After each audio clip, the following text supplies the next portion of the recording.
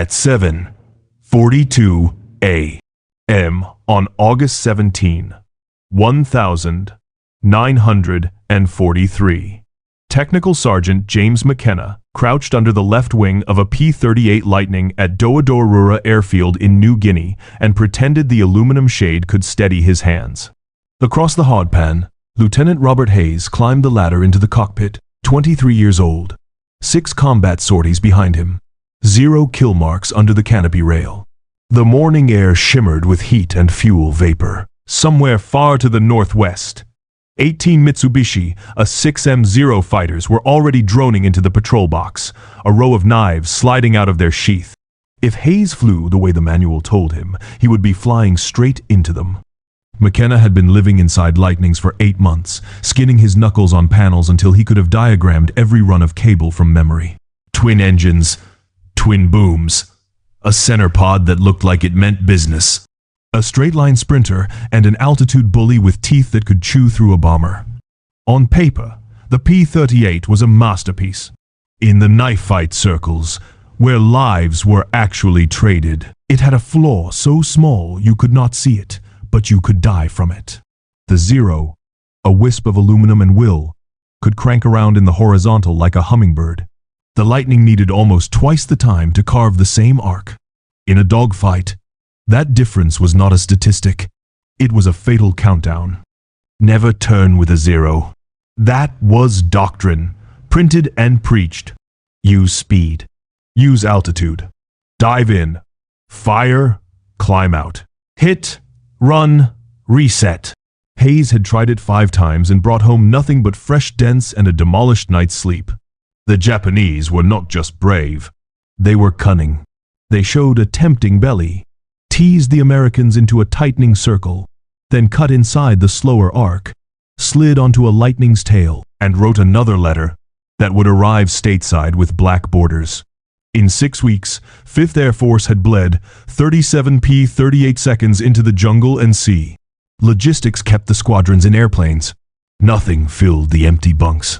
The manuals insisted the problem was pilot error, timing, discipline. The instructors said the rookies were breaking the rules under pressure. McKenna, elbows slick with hydraulic fluid and experience, knew better.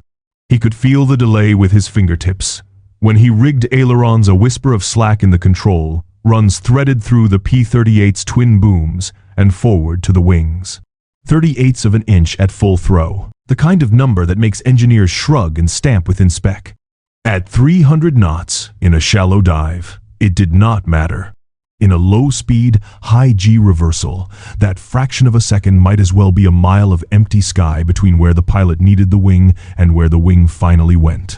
It was the difference between rolling inside a zero and watching a green tracer crawl up your own shadow. He had tried to name it out loud 2 months back, in the engineering officer's tent, pointing to diagrams that did not capture the way the cable sang when you plucked it wrong. The answer came back like a brick through a window. Factory tolerances, warranty, authorization. Lockheed was 7,000 miles away in California. The enemy was 7 minutes away over the Huon Gulf. Hayes finished his walk around and gave McKenna a quick nod that looked too much like a farewell. The crew had topped the fuel, belted, 50 calories ammunition, checked oil temps that would please any inspector standing with a clipboard. None of that would matter if the first merge forced Hayes into a turning fight. McKenna's jaw worked.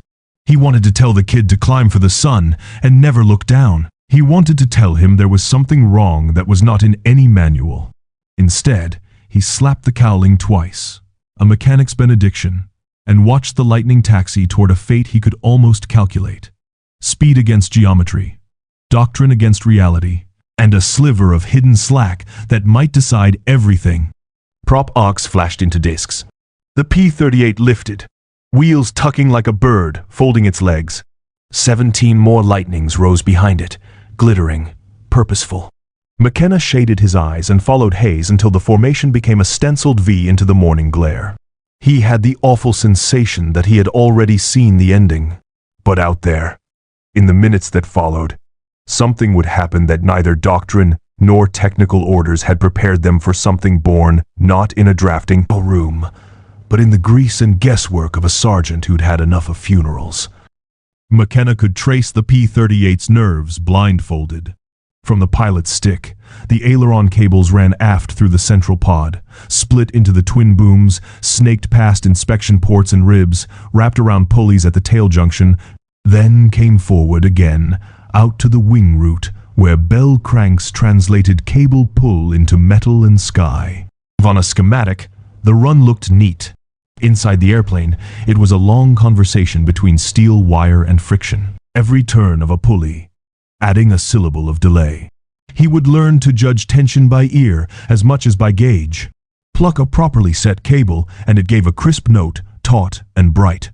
Pluck a cable within spec but a hair loose, and you got a low, woolly twang that hung in the air like a warning no officer could hear.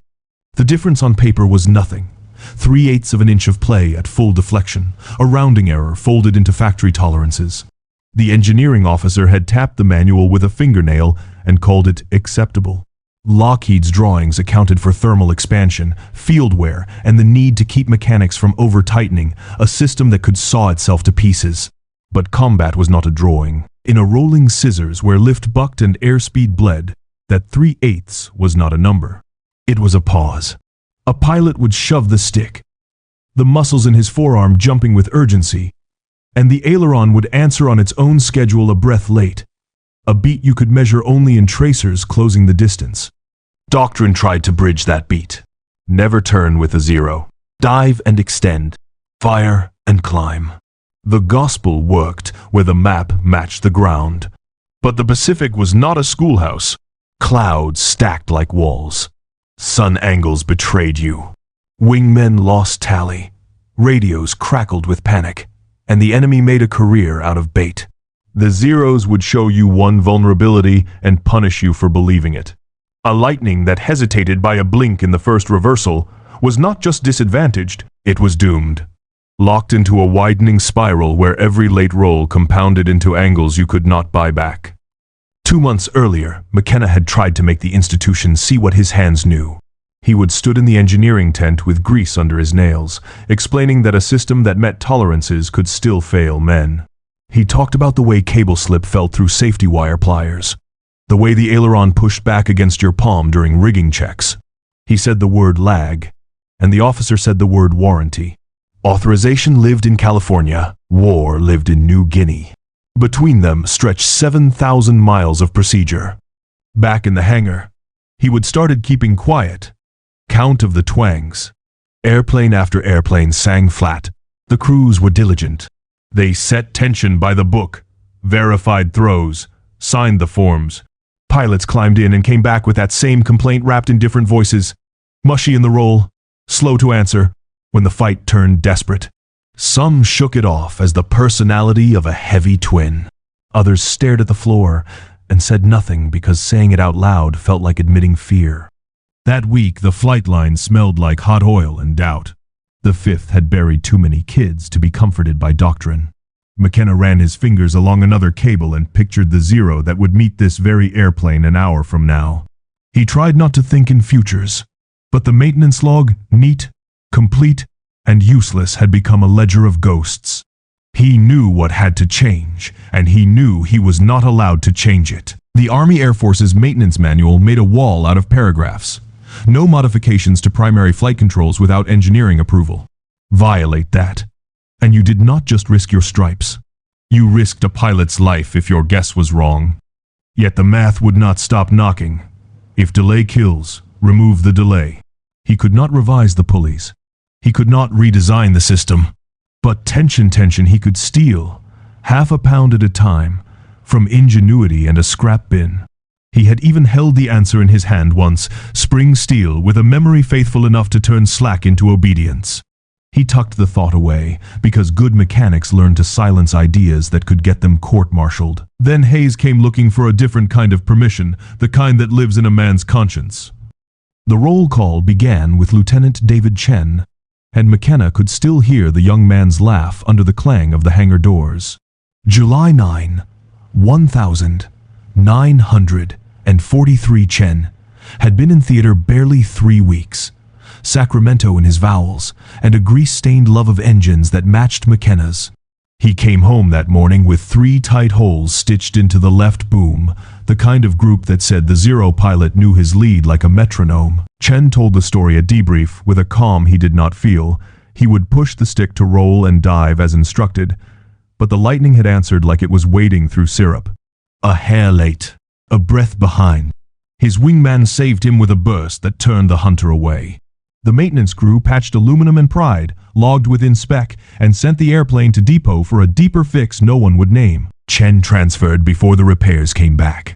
3 weeks later, word traveled, the cruel way. News travels in war, quietly, efficiently. WWII, turning fight, could not roll out. This time, there was no wingman to write a different ending. The second name was heavier. Captain William Morrison. 11 kills. A flight leader whose voice on the radio had a steadying ballast. He would taught the new kids to count seconds in the vertical and to treat doctrine as a tool, not a prison. On August 3, over Oro Bay, Morrison lined up a clean first pass and dropped a 0 with the kind of burst that made instructors nod. Coming around for a second bite, 2 zeros reversed. The transmissions afterward were clipped, clinical, and brutal. Rolling inverted split S, controls feel mushy. At 4,000 feet, the zeros were still with him, carving inside his arc like they lived there. The tracers reached him, and then there was only the sound the radio makes when it has nothing left to give. Rodriguez, Morrison's crew chief, and McKenna's friend from Texas, tore the wreckage apart, with a precision that bordered on grief. Rigging, by the book. Cable tension, in spec. Engine settings, control throws, all of it correct on the page. The official finding wrote 2 words that felt like an accusation. Pilot error. Rodriguez folded the paper and said nothing for a long time. McKenna did not argue. He did not trust his voice. By mid-August, the pattern had a heartbeat. 17 pilots, gone. Some were faces McKenna barely knew, from pre-flight checklists, the quick nods over open panels. Some were men he could have picked out by the cadence of their boots on aluminum. The hangar smelled the same every morning. Aviation fuel, hot metal, hydraulic fluid, a tang of jungle rot sneaking in through the louvers as if indifferent to who would or would not come back. The logbooks kept perfect time. The bunks kept emptier time. Hayes's wingman, Thomas Parker, was the one that shattered whatever patience McKenna had left. August 14, over Finchhafen. Parker got separated and the sky turned predatory. 2 zeros locked on. Hayes heard the calls on the radio and afterwards wished he had not. The panic rising, the insistence she is not turning fast enough, the thin edge of a man trying to will aluminum into doing what math would not allow. Gunfire. A clipped scream. Silence that tasted like metal. McKenna had signed Parker's maintenance release that morning. The airplane met every requirement that mattered on paper. It did not meet the requirement that mattered in the turn. Pilots returned and described the same ghost. They used different words. Mushy, sticky, slow to bite, but they were pointing at one absent instant between intention and action. Many chalked it up to the P-38 size. Twins were not supposed to flick like single-engine knife fighters. But McKenna had felt the cable sing flat under his thumb, sensed the lag where a machine's nerve should leap. He plucked another run of wire and listened to the tones sink into that woolly register he hated. In the distance, an engine test throttled up, a roar that promised speed the ailerons would squander in the first hard turn. He could see the shape of the truth now, an outline traced by grief. The reports blamed pilots because reports only recognized failures they knew how to file. But this was not a failure you could stamp with a form. It was a fraction of slack, hiding in a system that tolerated it. 17 names said the tolerance was a lie. Somewhere between the rule and the reality lived a fix no one would authorize and a choice McKenna would have to make alone. On the evening of August 16, the air over WWII hung wet and heavy, and the hangar lights hummed like tired hornets. Hayes found McKenna with his sleeves rolled, forearms lacquered in oil up to the elbows, and asked the question without ceremony, was there anything that could make the lightning roll faster? He did not ask for permission. He asked for a chance.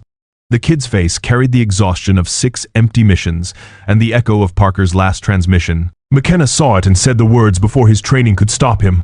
"Come back at first light. I will see what I can do." After 2300, the field went quiet in the way combat zones never quite do. Generators thudding in the distance, insects ticking the louvers, the occasional cough of a test stand somewhere out in the dark. McKenna pulled the left boom inspection panel and felt heat rising from metal that had held the sun all day.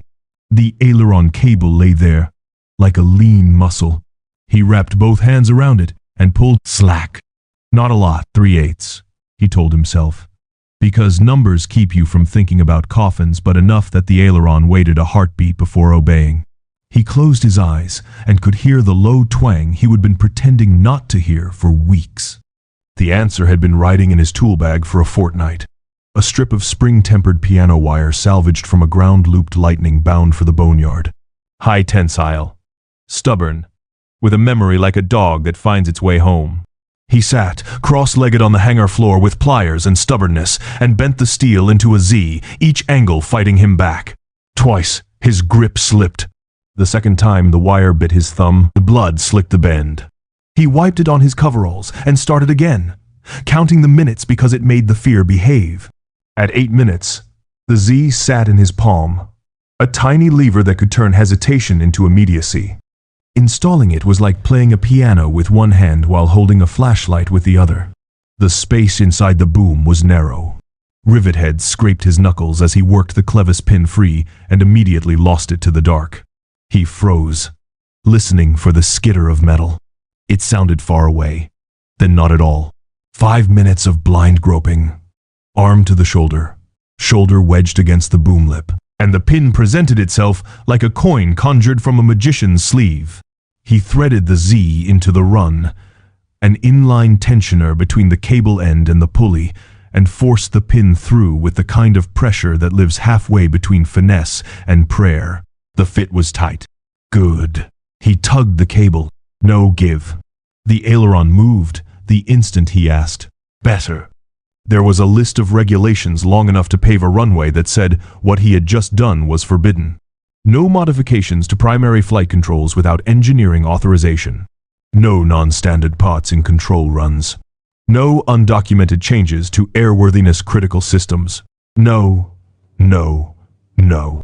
Violations carried words you did not want attached to your record. Court-martial, dishonorable discharge, imprisonment, worse than the paper punishment, was the nightmare he kept throttled. If the wire failed in flight, if the cable jammed, Hayes would not come home, and the death would carry McKenna's fingerprints.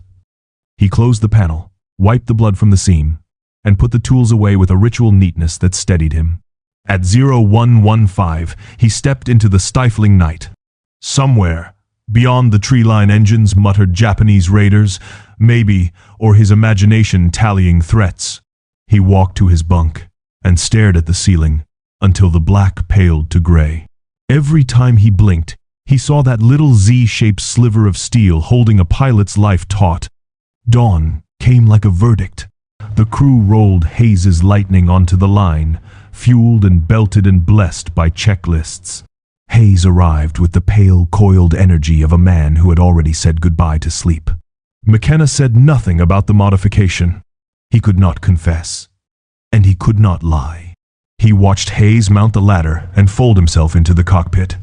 He watched the props wind into discs and the Lightning lift, clean, assured, into morning.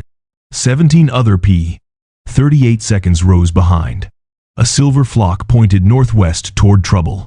McKenna tracked them until they were slashes of light in the sun, and for the first time in weeks, he felt something nip at the edge of his dread. Not hope exactly, but the sense that he had finally put his hands on the right sentence in a book that had been misprinted. Now the sky would decide whether the grammar held. At 0814, the patrol frequency sharpened with purpose. Hayes's 4-ship element slid off the high perch and into a shallow dive, sun at their backs, the Huon Gulf, a hard enamel blue beneath them. Below, 9 zeros stitched a lazy weave along the edge of their sector, unhurried, the way predators move when they believe the rules are written in their favor. Hayes flew number 3 on the right. Engines synced so perfectly the beat felt like a second pulse in his chest. Over the intercom, his element lead called the bounce. 2 clipped words and a number, and the world narrowed to a gunsight ring and the invisible line between speed and angle. The lightning built to 380, wind humming into a solid note along the booms. Hayes picked the trailer at the back of the Japanese formation, a sliver of rising sun painted on the fuselage like a taunt. He squeezed the trigger, and the nose tremored with the hammering of 4. 50 seconds and a single 20 millimeters, tracers corkscrewing down the dive. Sparks flitted from the Zero's wing hits. Not enough, and then the enemy snap rolled right and dropped. The classic escape that had made so many Americans feel clumsy. Hayes rolled to follow and braced for the familiar mush, the heartbeat of nothing while the airplane caught up. Instead, the lightning answered as if it had been waiting in ambush inside the controls. The stick moved. The wings canted now. No breath, no lag. Hayes felt the airplane pivot under him. 90 degrees of roll in what his bones swore was half the usual time, and the nose knifed through the horizon into the Zero's turn. He walked a 3-second burst up the enemy's spine tail to canopy, and the engine disintegrated into black petals. The Zero rolled over, trailing smoke like a pen stroke, and fell toward the jungle. Hayes did not exhale. The sky would not let him. High, 3 diving. His wingman barked. Hayes looked up and saw them descending with vengeance, sun glare blazing off cowlings, their angles already shaping the trap. Doctrine hissed. Extend, climb, get fast. But he could feel the lightning under him like a fist unclenching, finally free to close and open as quickly as thought. He shoved the throttles, then yanked the stick and kicked rudder, rolling hard left into a reversal that would have been suicide yesterday. The airplane snapped around clean, the nose swinging through, and there, the lead Zero overshot its own expectation, suddenly exposed, belly flashing wide. Hayes pulled a lick of lead and squeezed. The left wing root of the Zero folded like paper, the fighter cartwheeling into shards. 2 remained, and they tried to scissor that cruel, measured alternation designed to make heavy twins overshoot and hang fat in a gunsight. Hayes matched them, his lightning biting into each reversal as if the air had turned to rails. He was not dragging the airplane through the maneuver anymore. He was pivoting a blade. Every time the Zeros flicked, he was already there, inside the geometry they had used to live by. One of them bled just a breath, too much speed on a hard reversal, and stalled into a wider circle. Hayes slid into the pocket at less than 200 feet separation, the canopy filled with green paint and rivet lines, and pressed the trigger. The Zero came apart in front of him, debris flensing past the right boom with a jarring thud that rattled the pedals. He did not chase the last one when it lit its afterlife and ran down sun. Fuel and ammo were finite. Luck, more so. 7 minutes. That was all it took for the shape of a war to tilt a few degrees. The element reformed, ragged but alive, and climbed back toward home. At 0903, Hayes rolled to final at WWII, put the wheels on with a gentleness that contradicted the tremor in his hands, and shut the lightning down. He climbed out, flight suit soaked through, face smudged with exhaust and something like disbelief. He walked straight for McKenna, who stood with a grease rag crushed in his fist, as if it were the only thing keeping his secrets inside his skin. "It worked," Hayes said. 2 words, nothing ceremonial, but they hit the hangar like a bell. Far above the fight, at 15,000 feet, Captain Frank Mitchell had watched that lightning carve maneuvers. No P-38 had any right to carve. He had seen the roll rates, the instant reversals, the way Hayes's airplane seemed to shed weight in the turn. Mitchell knew pilots as well as he knew airframes. Hayes had not become a virtuoso overnight. Something in the machine had changed. After the brief, he tracked the kid to the ops tent, heard the staccato scribble of a combat report, and asked one question. What is different? Hayes only pointed toward the maintenance bays and said a sergeant's name. Mitchell followed the trail of hydraulic footprints until he found McKenna, and the answer the manuals did not have. Mitchell did not bother with the dance of rank. He found McKenna elbow deep in another lightning, asked what he had done to Hayes's ship, and held the sergeant's gaze long enough to make evasion pointless. McKenna weighed a dozen answers and chose the only honest one. He described the cable run, the slack you could measure with your thumb, the Z-bent sliver of piano wire adding less than half a pound of preload, the way the aileron bit the instant the stick spoke. Mitchell listened, like a man translating a prayer into procedure. When McKenna finished, the captain did not ask for a memo. He asked for time on his own aircraft. Tonight. To risks understood. Regulations can wait. That evening felt quieter than the night before, as if the hangar itself were keeping a secret. McKenna repeated the ritual. Panel off. Cable in his hands. That despised woolly twang gone flat as soon as the Z slid into place, and the clevis pin seated with a small, stubborn click. Mitchell watched the whole thing, not hovering, not interfering, just etching each step into memory as if he would be the one teaching it by lantern light to some other crew chief in some other bay. At dawn, Mitchell took his lightning up and came back with the grin of a man who had found a missing gear in his own bones.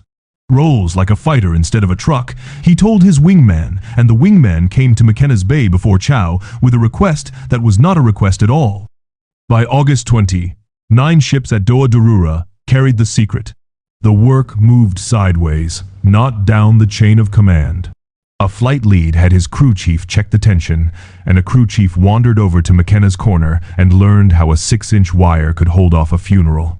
No paperwork, no diagrams. No names on anything that could be confiscated. Before inspections, the tensioners came out. After the clipboard left, they slid back in with the same practiced economy as safety wiring. A drain plug. The engineering officer frowned at inconsistent readings and tightened his process. Mechanics nodded and tightened their choreography. Rumor outran orders the way it always does. At WWII, where the 49th Fighter Group fought the same losing arguments with physics, Lieutenant James Watkins, crew chief, practical, as Pliers heard from a transfer pilot about a lightning down the coast that pivoted like it had found a hinge in the air. Watkins called it bunk, and then, because skepticism and curiosity are cousins, tried it on one ship. The pilot returned from the next hop with a voice vibrating at a new frequency and a story that ended with his first kill. After 8 weeks of chasing phantoms, Watkins did 4 more airplanes in 2 nights. Other bays at WWII took the lesson without the sermon. The logs began to change tone. Pilots still wrote about cloud decks and sun angles and fuel states, but the sentences about roll had fewer qualifiers. Immediate response. Clean reversals. Inside his turn. The phrases showed up enough to feel like a trend. Meanwhile, the fifth's numbers shifted from a steady bleed to something like equilibrium. July had cost 2 P-38 seconds for every 0 they burned down. August settled at 1 point, 3 to 1. By early September, the ledger hovered near even, and the whispers in ready rooms carried a statistic shaped like hope. None of it was official. Officially, nothing had changed. The inspection teams could not cite what they could not see. The tensioners were ghosts that disappeared before sunrise and reappeared after coffee. The mechanics treated the mod like contraband wrapped in shop rags, tucked into tool rolls, passed by demonstration rather than drawing. Pilots did not brief it. They lived it. In 7-minute knife fights where hesitation had once killed and now quickness bought them another climb back. Into the sun. McKenna felt the change on the line. Engines still coughed and snarled. Fuel still shivered in drums. The jungle still pressed in, indifferent. But the hangar's music had gained a sharper note, a bright, tight ping where a cable used to sing low.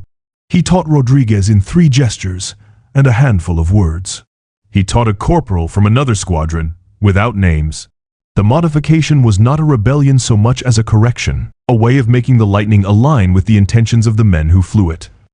And yet, every time the clipboard appeared, the old choreography returned. Panels off, tensioners out. Tension readings aligned with the catechism of tolerances. The officer initialed the columns and moved on. When his back turned, the real airworthiness slid back into place.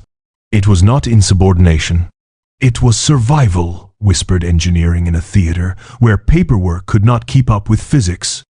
The first hint did not come through American channels at all. It arrived in the clipped prose of Japanese flight reports from the 11th Air Fleet, P-38 seconds, reversing more quickly than before.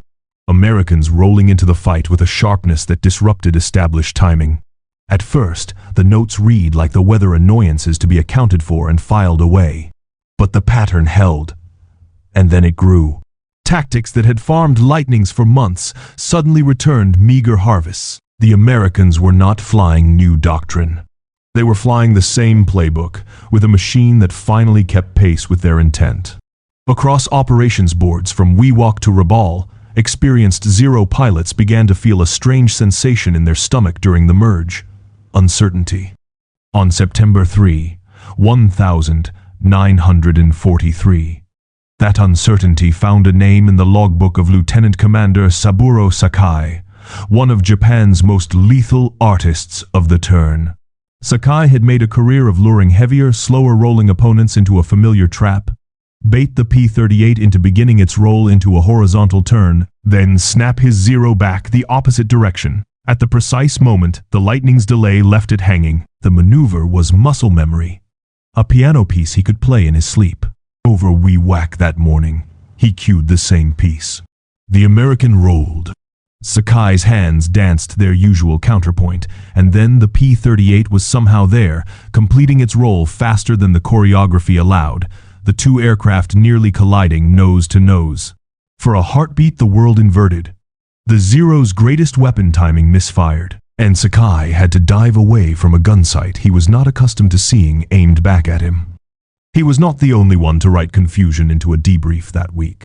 Other veterans reported lightnings knifing through reversals that used to take forever, meeting scissors with scissors and refusing to overshoot.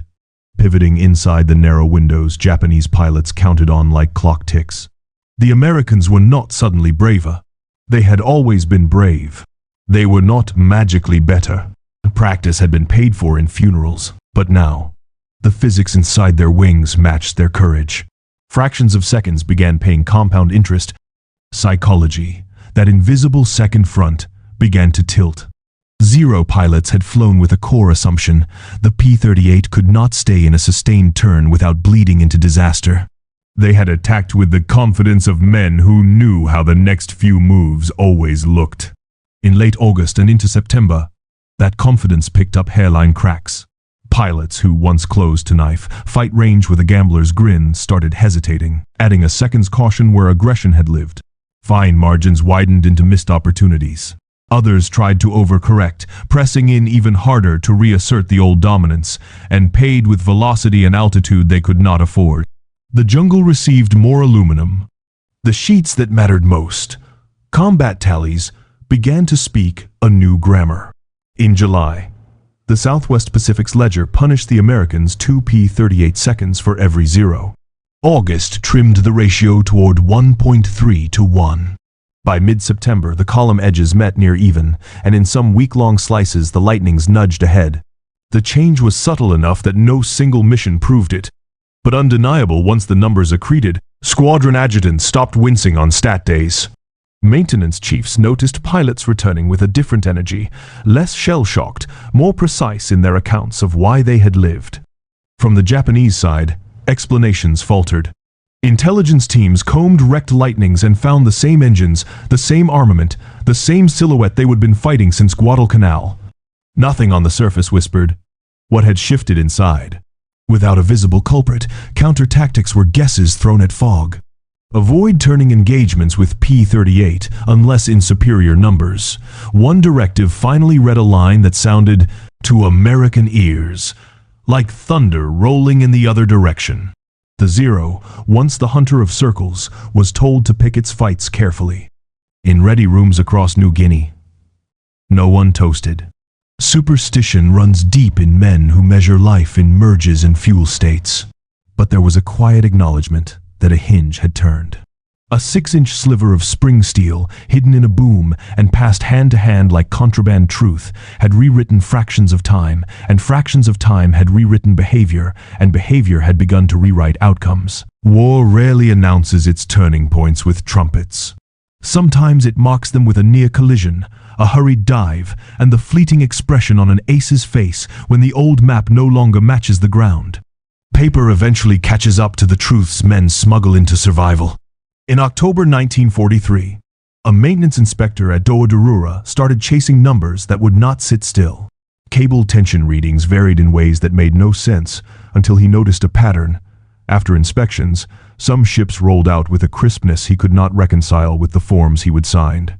He found a piano wire Z tucked in a control run, wrote a report that tried very hard not to say miracle, and sent it up the chain. For 3 weeks, the paper moved across desks, and between obligations, authorization on one side, outcomes on the other, while pilots kept flying aircraft that answered when spoken to. In November, Lockheed sent an engineering team to New Guinea to find out whether the rumor had bones. They measured loads, traced cable paths, counted degrees and milliseconds, then took a test hop, and did what engineers do when reality refuses to fit the blueprint. They revised the blueprint. The verdict came back dry and decisive. The field modification was safe. It was effective. It should have been there from the start. In December, the P-38 Jules rolled out of production with an official answer disguised as an improvement. A factory-born fix that looked suspiciously like something invented in a humid hangar by a tired sergeant with a cut thumb. There was no commendation for James McKenna, no medal pinned to coveralls. The documentation attributed the refinement to engineering analysis. The men who owed their lives did not need the memo to know better. Hayes lived because of it. He would fly 63 combat missions and etch 11 Japanese kills on the canopy rail that once looked so clean it hurt. He would go home to Iowa in 1945, marry his high school sweetheart, spend 37 years coaxing crops from the sky as a duster pilot. And every August 17, he would pick up the phone and tell McKenna, "Thank you."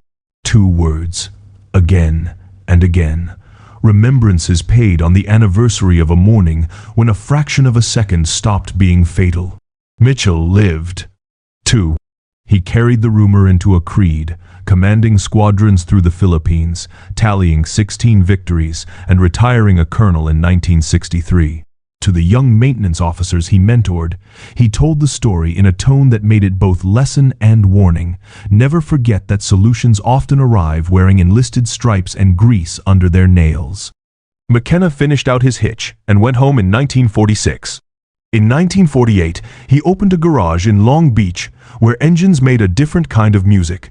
He worked 42 years, the kind of proprietor who could diagnose by sound and fix by feel. He did not talk about the war. If someone asked, he said he was a mechanic. He fixed airplanes. That was all. In 1991, a military historian digging through maintenance logs in a dusty archive found references to field-tensioned aileron cables and followed the field thread to a small shop with a sun-faded sign. McKenna, 73, and still part-time at the bench, shrugged at the attention and said it had not been anything special. Just something that needed doing. The historian's math comparative survival rates, before and after the hack, across squadrons that adopted it, suggested 80 to 100 American pilots had flown home on that piece of wire. McKenna did not count. He remembered faces. Ayes, Mitchell, Watkins, others who came back to write Christmas cards instead of names on crosses. In 2006, James McKenna died at 88 and was buried at Pacific View Memorial Park. His obituary mentioned wartime service as an aircraft mechanic, and left out the part where his hands shortened the distance between intention and action for hundreds of men. The garage still stands under different ownership. In the back office, taped to a wall that smells of solvent and old coffee, a photograph has faded to sepia. A young man in coveralls, squinting in New Guinea sun, standing beside a lightning and an idea. On the back, someone wrote a place and a month. That is all. The credit innovation usually gets in war. If this story held you the way it held us, if you felt the cable tighten and the moment sharpen, tap the like so others can find it. Subscribe to keep these forgotten edges of the Second World War alive. And tell us where you are watching from in the comments. Our community stretches from Texas to Tasmania, from veterans to enthusiasts, bound by the belief that small, stubborn acts matter. Each story deserves its daylight. Each name deserves to be remembered.